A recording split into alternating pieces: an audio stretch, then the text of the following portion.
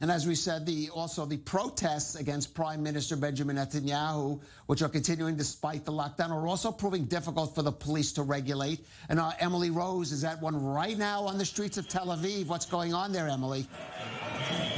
Yes, Kalev, I'm standing at Rothschild Boulevard. It's a main walking boulevard for pedestrians in Tel Aviv.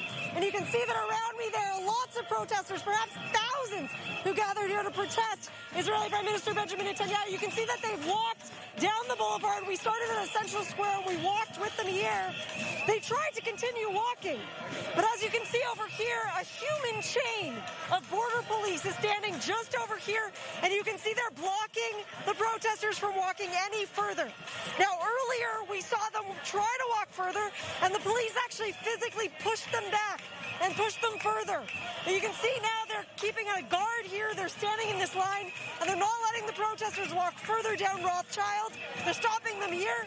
The protesters continuing to stay, even though the police have told them to disperse. Right, and in fact, it does look like, though, even they've stopped their marching, the numbers involved there, and also the lack of social distancing is in violation of the lockdown restrictions. But the police are not yet trying to disperse the crowd, are they?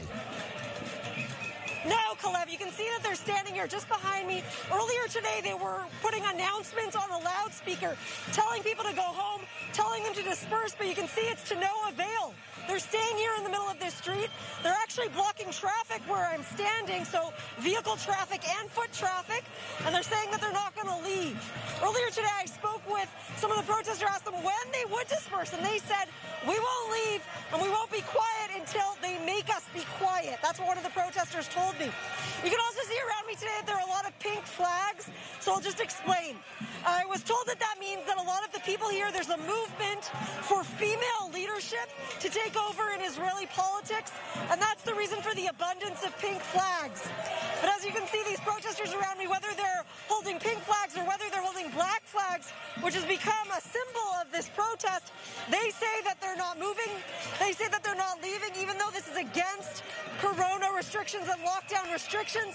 There are a lot of young people, you can see mostly in their 20s and 30s, who are standing out here in the middle of Rothschild. It's truly unprecedented from what we've seen in the past, mostly because a lot of these protests tend to happen over the weekend. We were actually told that the ones in the middle of the week, like this one, were going to be a lot smaller. But as you can see now, it's not small. Earlier it was a lot smaller. It was smaller protests, many that were up and down this boulevard, but then they all gathered at once, started to move, and now here they are on Rothschild Boulevard.